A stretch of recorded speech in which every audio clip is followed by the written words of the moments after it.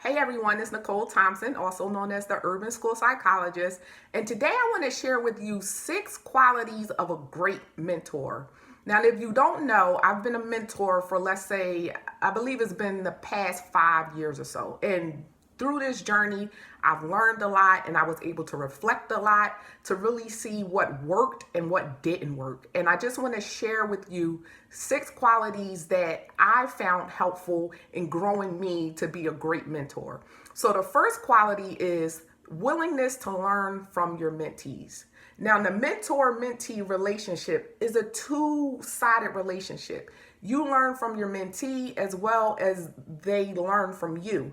You have to keep an open heart and open mind and just be willing to listen and learn from their experiences as well. Although you're more seasoned in the area that you're teaching them in, there's always something to learn. Even if it's something that you didn't even think was a learning opportunity, can turn out to be a learning opportunity. So the first quality is willingness to learn from your mentees.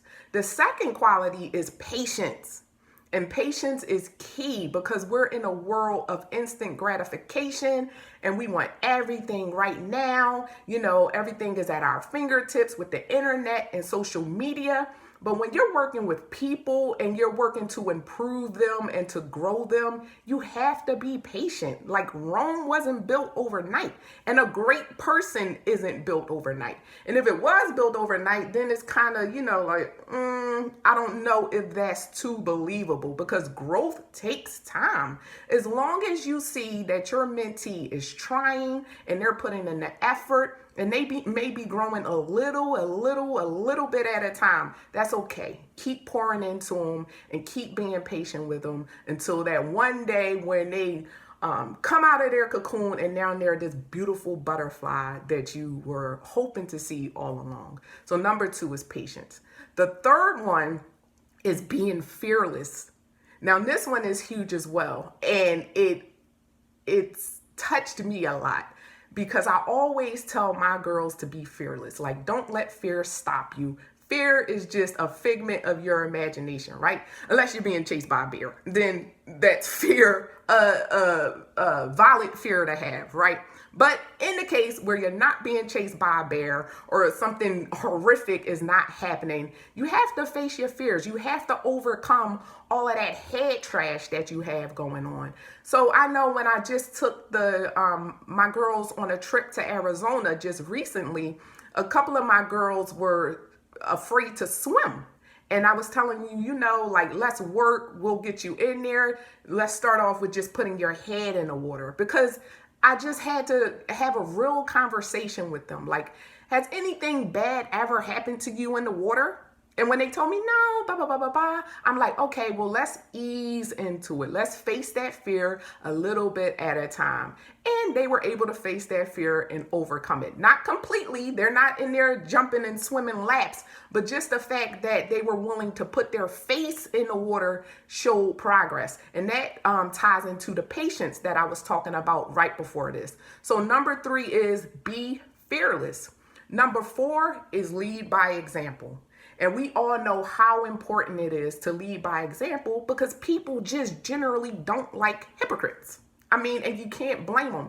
You can't tell me to do something if you're not doing it yourself or if you've never done it yourself. You can't tell me to exercise if you never exercise. You can't tell me to eat healthy if you never eat healthy. If every time I turn around, you have a cheesesteak and fries in your mouth. I'm looking at you like, I don't know if I want to listen to this person because they're not doing what they're telling me to do. So you have to lead by example to let them know that you are really in this for real and you want to see them succeed. Also, you want to see yourself succeed, right? So that's number 4, lead by example. Number 5 is to be understanding.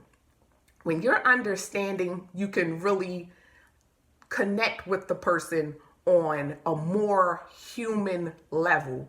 You take the time to figure out why the individual act the way they do, right? We all come from different circumstances, different life experiences, And just because I act the way I do or I feel the way I do about certain things doesn't mean that that next person has to feel or act the same way that I do. So once you get to talk to your mentees and really understand, get, their life experiences and all, you can move from there and you further that connection that you have. And the mentor-mentee relationship is all about connections. So number 5 is to be understanding. Now, last but not least, number 6 is transparency. And this can be hard for some people because transparency equates to vulnerability. And a lot of people just don't like to be vulnerable because they feel as though it's a weakness. But being vulnerable is not a weakness. It's actually, in my opinion, is a strength because you're sharing your humanness and letting your mentees know that, this is life. This is a learning experience. Life is nothing but a learning experience. So when I first started with my mentor group, I straight up let them know, this is the first time I'm doing this. Be patient with me, but ride with me. I'm figuring things out as I go along. And everybody was okay with it and cool with it. And they gave me, of course I asked, they gave me ideas and everything about what to do differently or what they liked, what I could switch up, whatever it is. But I would not have learned that if I wasn't transparent with my group of mentees.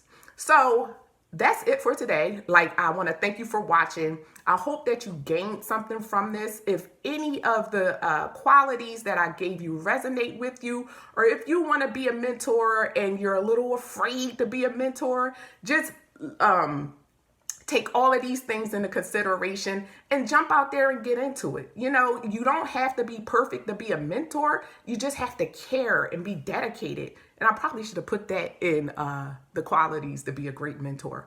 But yeah, for sure. So if you haven't already subscribed to my channel, please do so and hit the bell so you can get the notifications when I drop the videos. Also, I want you to join the private Facebook group if you haven't done that as well. That group is called Urban School Psychology, and I'll drop the link to that. If you're not on the mailing list, I'll drop the link to that as well. And when you join, you'll get a free guide with 16 strategies to better serve your urban students. Again, I thank you for watching, and I'll talk to you soon.